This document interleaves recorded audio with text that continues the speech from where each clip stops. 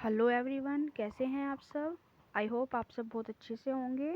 तो आज की इस वीडियो में हम फिगर ऑफ स्पीच सॉल्व करने वाले हैं। तो इससे पहले हमने 2 पार्ट फिगर ऑफ स्पीच के ऊपर बना दिए हैं, तो आई होप आपने वो सब पार्ट देख लिए होंगे, और अगर नहीं देखे हैं तो चैनल की प्लेलिस्ट पे जा कर के देख सकते हैं।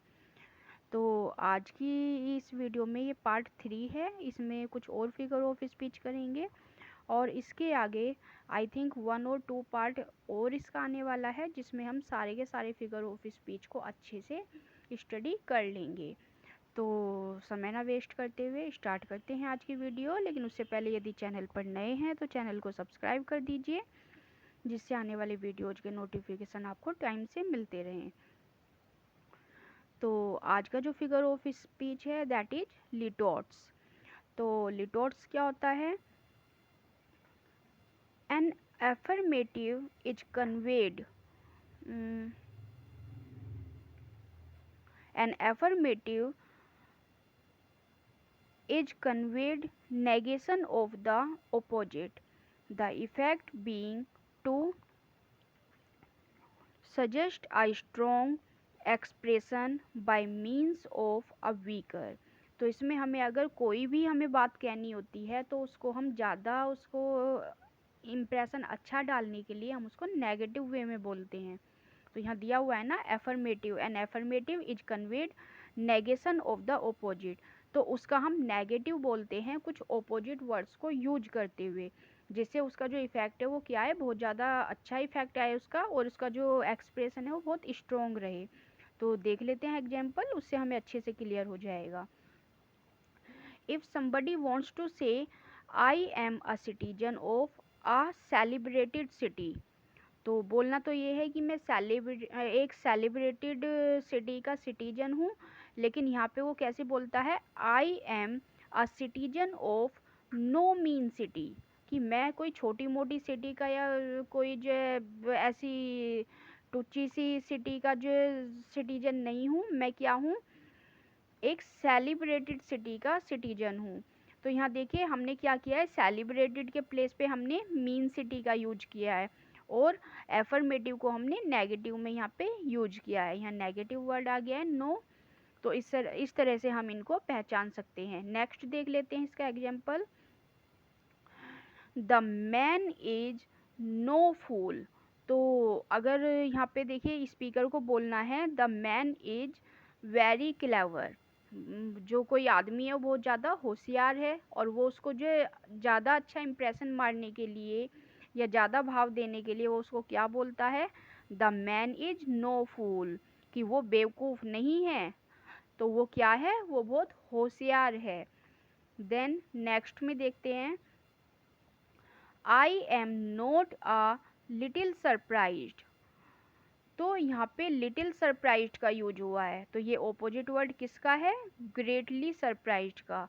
तो यहाँ पे बोलना था आई एम ग्रेटली सरप्राइज्ड, लेकिन यहाँ पे किस तरह से इस सेंटेंस को यूज किया गया है, I am not a little surprised, कि मैं थोड़ा बहुत सरप्राइज्ड नहीं था, मीन्स मैं बहुत ज़्यादा सरप्राइज्ड था।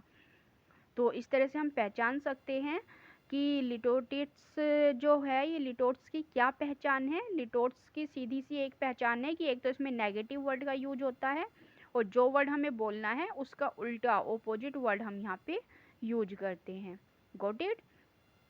तो देख लेते हैं next figure of speech, that is metaphor. तो मेटाफर क्या होता है यहाँ देख लेते हैं। कॉमन सा फिगर ऑफ स्पीच है बिल्कुल। अ figure of speech in which two objects are compared and treated as one, जहाँ पे कोई दो ऑब्जेक्ट्स को कंपेयर किया जाता है या ट्रीट किया जाता है, कैसे, एक के रूप में। तो जैसे सिंपली में होता है ना, ये तो उसके जैसा है, ये उसके जैसा है, तो इसमें क्या करते हैं, ये उसके जैसा नहीं बोलते, बोल देते ये तो वो ही है, मीन्स सिंपली की तरह ही होता है, ये थोड़ा सा डिफरेंस है दोनों में। Words of comparison are not used. तो देखिए सिंपली में हम यूज करते हैं लाइक, सच, एज। तो इस तरह के वर्ड्स को हम यूज नहीं करते मेटाफर में, हम सीधे कंपैरिजन करते हैं दो चीज़ों में। और कंपैरिजन कैसे करते हैं, एक चीज़ को दूसरी चीज़ मानकर। तो a figure of speech wherein a comparison is made between two unlike quantities without the use of word like or as is termed metaphor. तो जहाँ पे हम लाइक और एज का यूज नहीं करते हैं और दोनों चीज़ों की कंपैरिजन हम कैसे करते हैं, एक चीज़ को दूसरी चीज़ मान के, तो वो मेटाफर है। तो यहाँ एग्जाम्पल से हमें अच्छे से क्लियर हो जाएगा। लाइफ इज अ ड्रीम, तो लाइफ क्या है, वो एक ड्रीम है। तो अब देखिए अगर हम इसको सिमली में कन्वर्ट करें तो क्या होगा, life is like a dream. Life क्या है, सपने के जैसी है, लेकिन यहाँ पे क्या बोला है, life is a dream, life सपना है। तो सपने के जैसी नहीं बोला, लाइफ को सपना ही मान लिया है। तो यहाँ देखिए, life is not a bed of roses. तो लाइफ क्या नहीं है, लाइफ बेड ऑफ रोजेज नहीं है। इसको सिंपली में कन्वर्ट करें तो life is not like a bed of roses. तो इजीली हम इसको सिमली में भी कन्वर्ट कर सकते हैं। तो मेटाफर क्या है, सिमली में अगर हम लाइक और एज का यूज नहीं करेंगे तो वो मेटाफर हो जाएगा।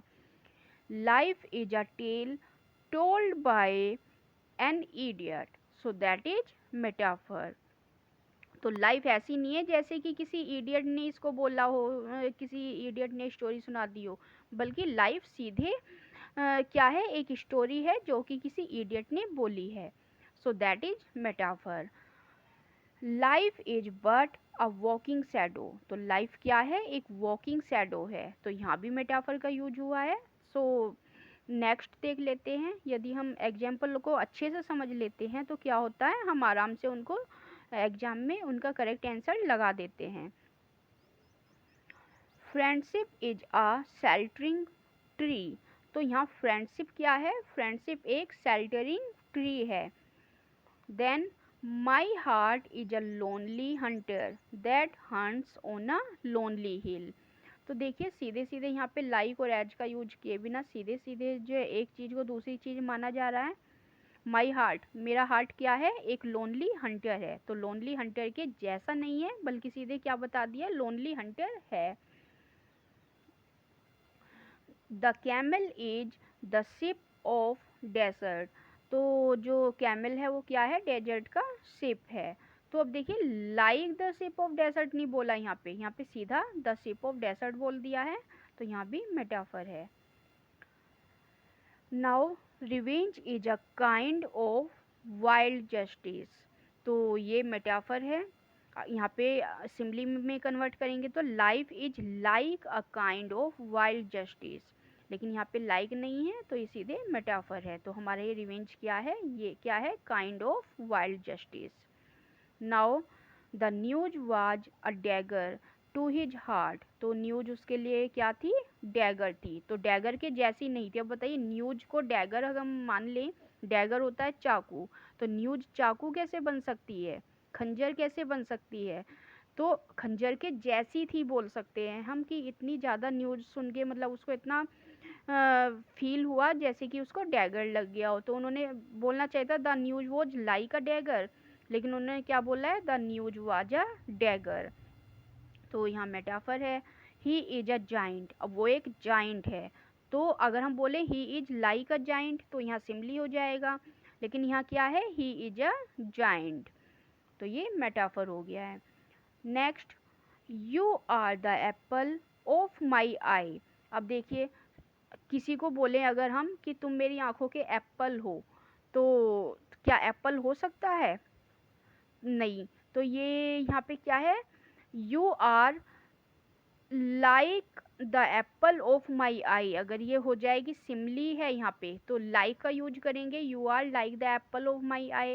लेकिन यहाँ पे लाइक का यूज नहीं हुआ है, यहाँ पे क्या यूज हुआ है, you are the apple of my eye. तो सीधे यू को क्या बना दिया है, एप्पल बना दिया है माई आई का। तो देखिए मेटाफर है यहाँ पे भी।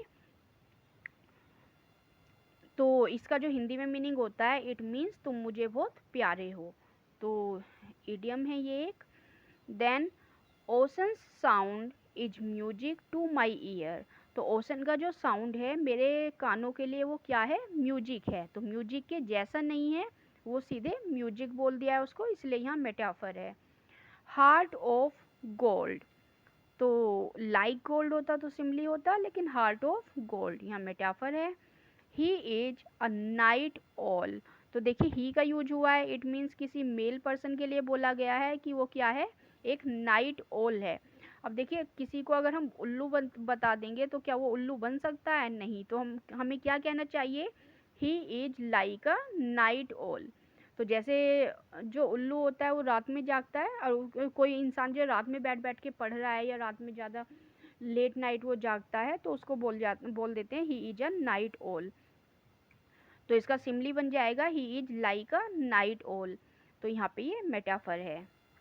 टाइम इज मनी, तो यहाँ पे टाइम को क्या बता दिया है कि टाइम मनी है, तो इसलिए यहाँ पे भी मेटाफर है।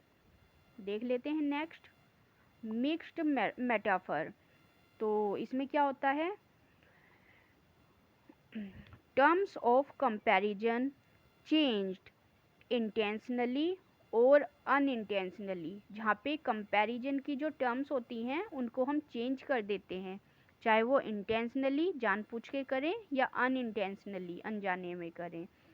फॉर अ ह्यूमरस पर्पज, तो ह्यूमरस होता है हंसने के उद्देश्य से, कि किसी चीज़ को हम इतना ज़्यादा रिडिक्यूलस बना दें कि उस पर हमें हंसी आ जाए, इस तरह की कंपैरिजन को हम क्या बोलते हैं, मिक्स्ड मेटाफर बोलते हैं। Like I smell a rat here. Next, I have nipped it in the bud.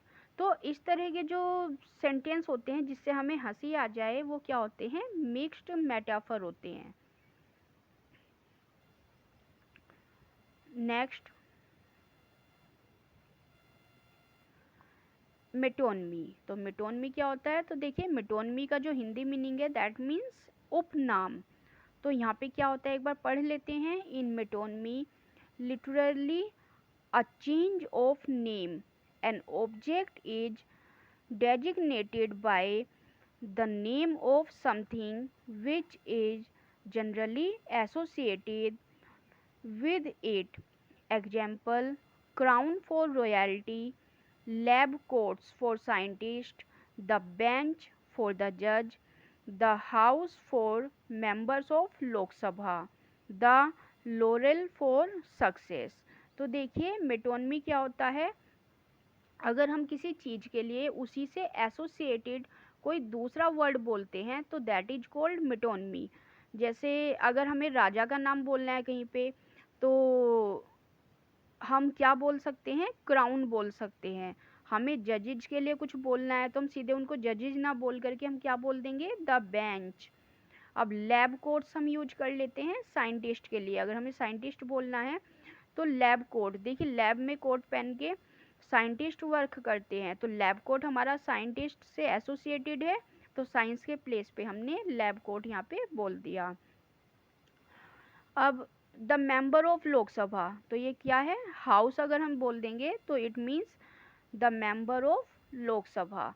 तो इसी तरह हम किसी से भी रिलेटेड, किसी से भी एसोसिएटेड कोई दूसरा वर्ड वहाँ पे यूज करते हैं उसके प्लेस पे, तो वो क्या हो जाएगा, मेटोनमी हो जाएगा। तो देखिए एग्जाम्पल से अच्छे से समझ पाएंगे हम इन्हें। तो द वाइट हाउस सेड, तो यहाँ पे देखिए एक हाउस ने बोला, तो वाइट हाउस ने बोला, तो अब वाइट हाउस कैसे बोल सकता है, हाउस को कभी बोलते हुए देखा है किसी ने, नहीं। तो यहाँ पे वाइट हाउस यूज हमने किसके लिए किया है, द प्रेसिडेंट। तो देखिए अमेरिका में जो प्रेसिडेंट है वो कहाँ रहता है, वो वाइट हाउस में रहता है, तो हमने वाइट हाउस का यूज यहाँ पे प्रेसिडेंट के लिए किया है। Got it. Now concrete words में रिप्लेस एब्स्ट्रैक्शन, तो जहाँ पे हम क्या करते हैं, एब्स्ट्रैक्शन के प्लेस पे हम कॉन्क्रीट वर्ड्स का भी यूज कर लेते हैं। अब देखते हैं कैसे। Pen is mightier than the sword, तो यहाँ पे जो पेन है, तो पेन एक तो आप अपने हाथ में लिए बैठे होंगे जो नोट डाउन कर रहे होंगे आप नोट्स में, तो दैट इज कॉल्ड पेन। लेकिन ये उस वाले पेन के लिए यूज ना होके ये किसके लिए यूज हुआ है, that means power of journalism, जो एक पत्रकार की जो पावर है उसके लिए यहाँ पे पेन का यूज हुआ है। तो पेन जो है एसोसिएटेड है जर्नलिज्म से, तो हमने यहाँ पे जर्नलिज्म के लिए पेन का यूज कर दिया है। देन हेयर स्वॉर्ड, तो स्वॉर्ड होता है तलवार, तो यहाँ पे सीधे हम तलवार से सेंस तलवार से नहीं है, तलवार से सेंस हमारा है मिलिट्री पावर से। तो इसमें बोला है मिलिट्री पावर से भी ज़्यादा जो है शक्तिशाली कौन है, पावर ऑफ जर्नलिज्म। तो यहाँ पे मेटोनमी है, क्योंकि यहाँ पे हमने एब्स्ट्रैक्ट जो आइडियाज हैं उनको कॉन्क्रीट से चेंज कर दिया है।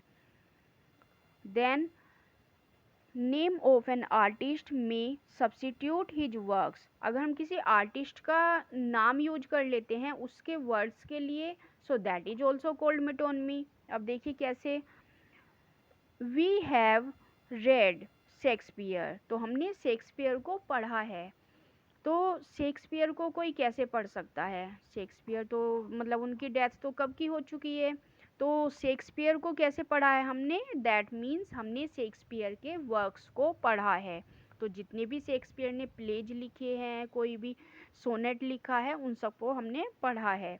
That means we read Shakespeare, got it. तो शेक्सपियर के वर्क के लिए हमने शेक्सपियर का यूज कर दिया है।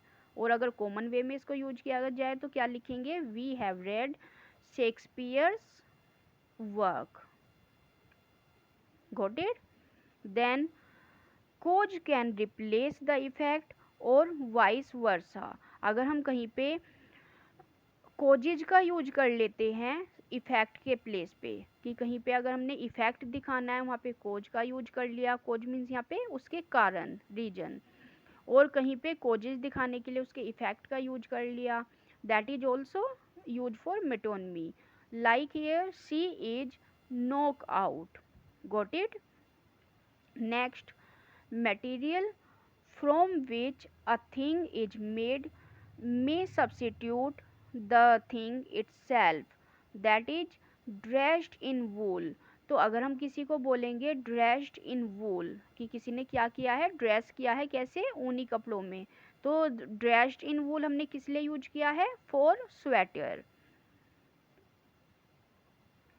तो यहाँ पे हम मटेरियल फॉर्म यूज कर दिया है किसके लिए, सब्स्टिट्यूट के लिए।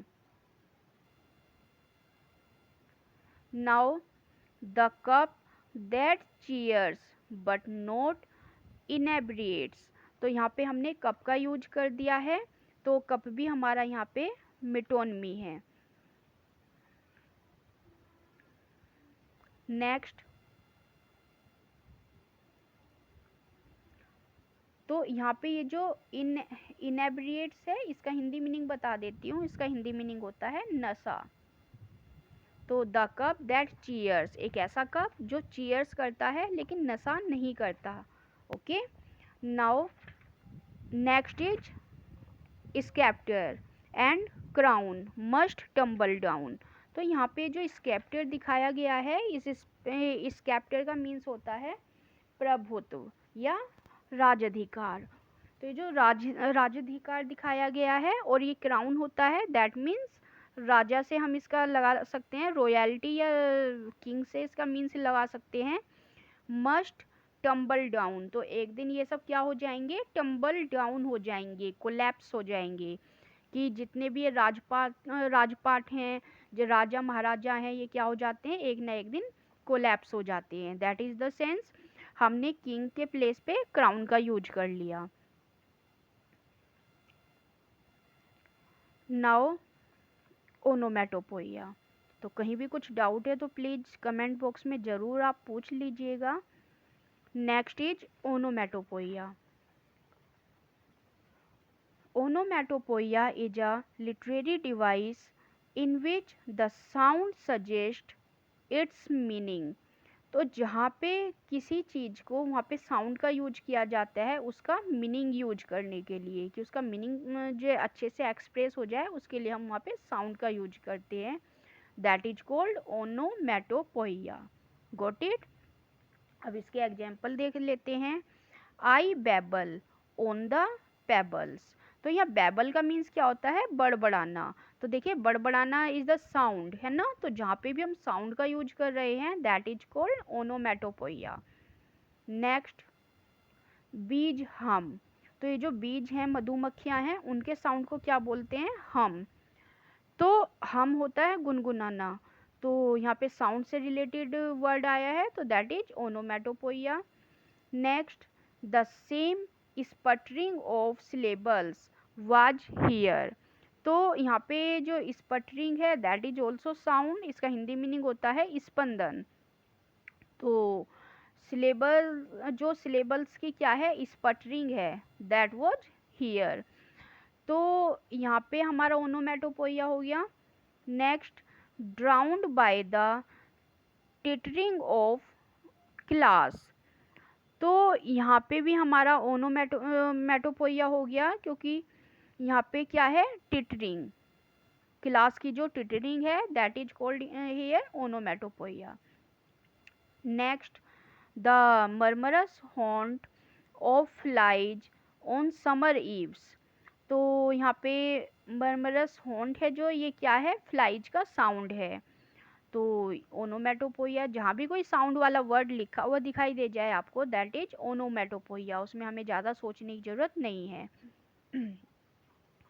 तो बहुत ही इजी सा फिगर ऑफ स्पीच है ये। दो और एग्जाम्पल रह गए, उनको भी देख लेते हैं। I could hear the leaves rustling.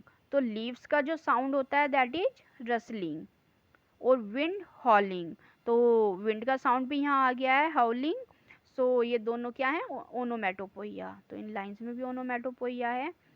Next, bam, he hit the truck at the speed of 100 kmph।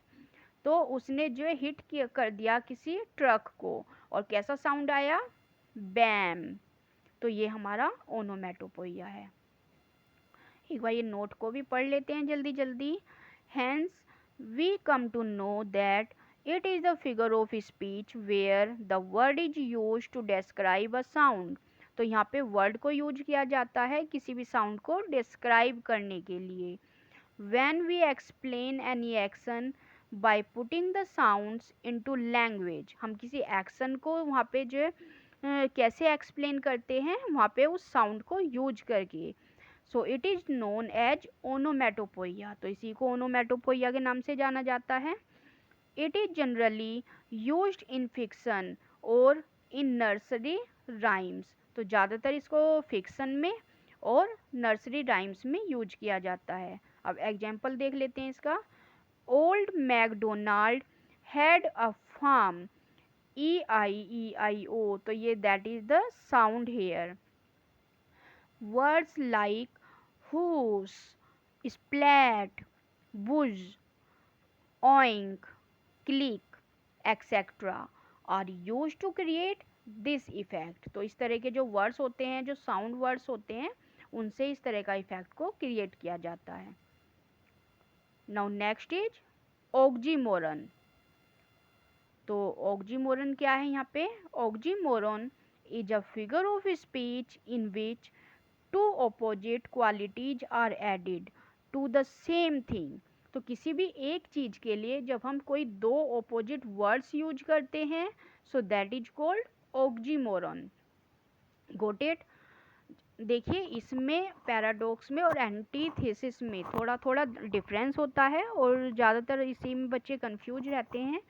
Paradox में एक ही सेंटेंस में विरोधाभासी बातों को कहा जाता है। एंटीथेसिस में एक ही सेंटेंस में दो अलग अलग क्लोजेज दी हुई होती हैं, और दोनों क्लोजेज एक दूसरे के ऑपोजिट होती हैं, विरोधाभासी होती हैं। और इसमें क्या है, इसमें किसी एक चीज के लिए ऑपोजिट क्वालिटीज को ऐड किया जाता है। एक ही चीज में दो ऑपोजिट वर्ड्स को हम यहाँ यूज करते हैं। यहाँ देख लेते हैं हम एक बार example. And having nothing he hath all. तो इस हैथ का मीन्स होता है has.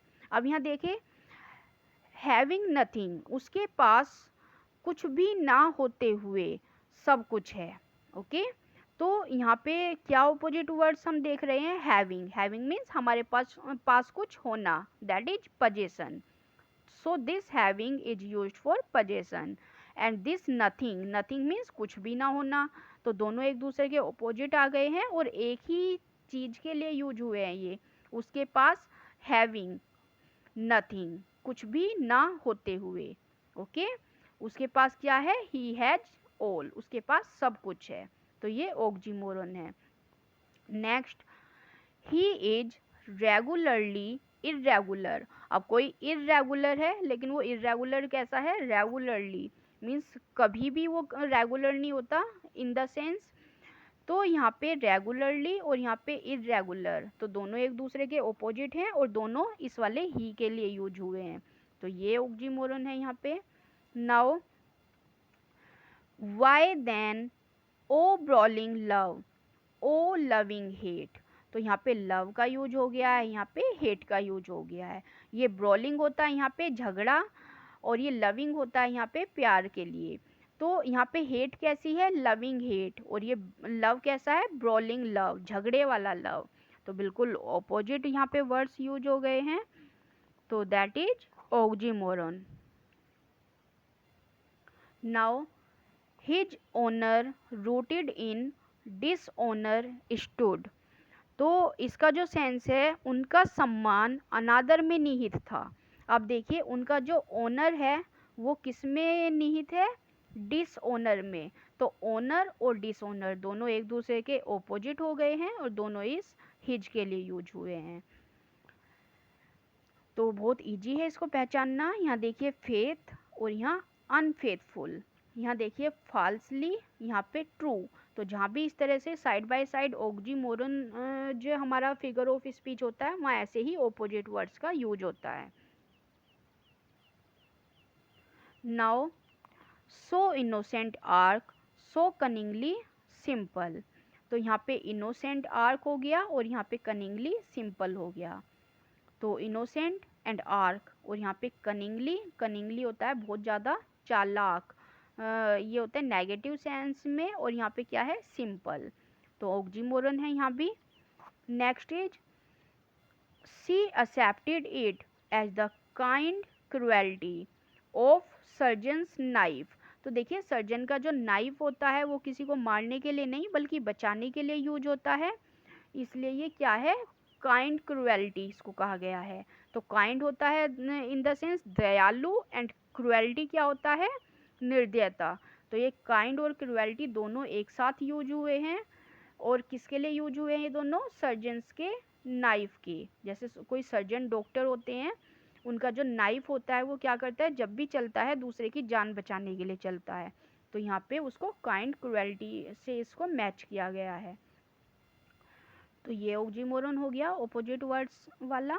Then life is bitter sweet, तो देखिए बिटर होता है कड़वा और स्वीट होता है मीठा, और दोनों लाइफ के लिए यूज हुए हैं, तो ये भी ऑक्सीमोरन है हमारा।